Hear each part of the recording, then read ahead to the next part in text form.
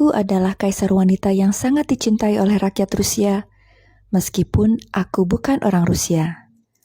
Di bawah kepemimpinanku, Rusia berkembang pesat menjadi negara yang lebih maju dan modern. Aku, Kaisarina Catherine II, atau lebih dikenal dengan nama Catherine the Great. Aku lahir dengan nama Sophie von Anhalt-Zerbst pada tanggal 2 Mei 1729 di Stettin, Polandia. Ayahku, Christian August von Anhalt-Zerbst, adalah seorang bangsawan Jerman yang tidak terlalu dipandang.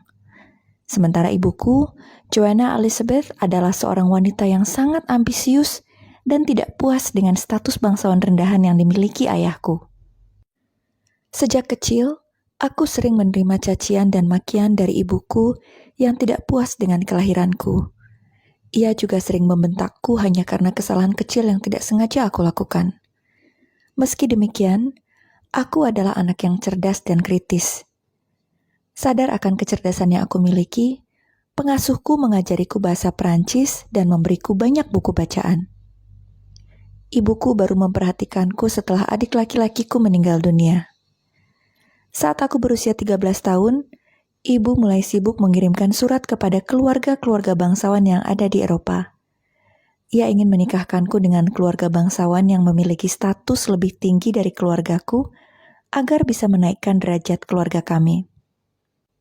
Gayung bersambut ketika ibuku menerima surat balasan dari Elizabeth II yang merupakan kaisarina Rusia pada saat itu. Ia mengundang kami untuk datang ke Moskow dan kami pun memenuhi undangan tersebut. Di sana aku bertemu dengan calon suamiku sekaligus calon kaisar Rusia, Pangeran Peter Ulrich. Aku melihat perjodohan ini sebagai jalan keluar untuk lepas dari pengaruh ibuku. Pada Agustus 1745, aku menikah dengan Pangeran Peter.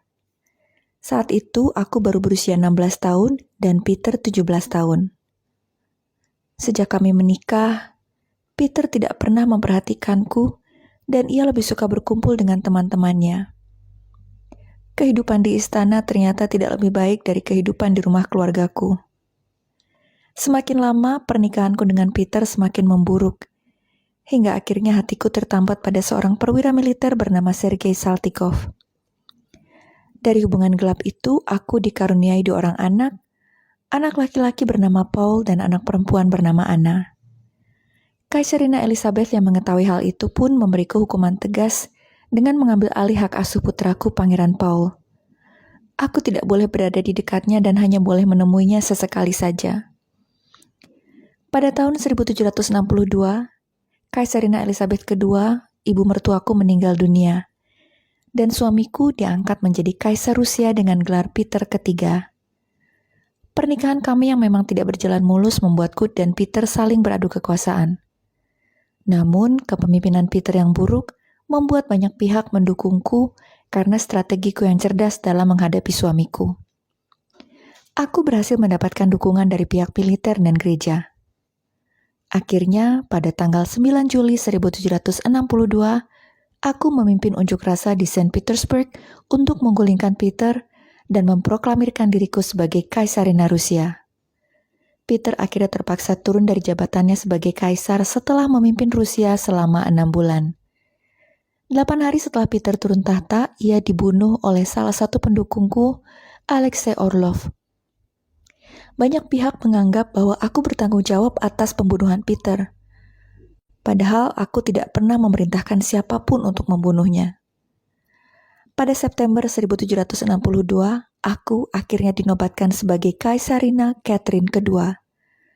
Pada awal masa pemerintahanku, aku melarang pasukan Rusia untuk mendukung negara manapun yang terlibat dalam perang 7 tahun karena aku ingin menjaga netralitas Rusia.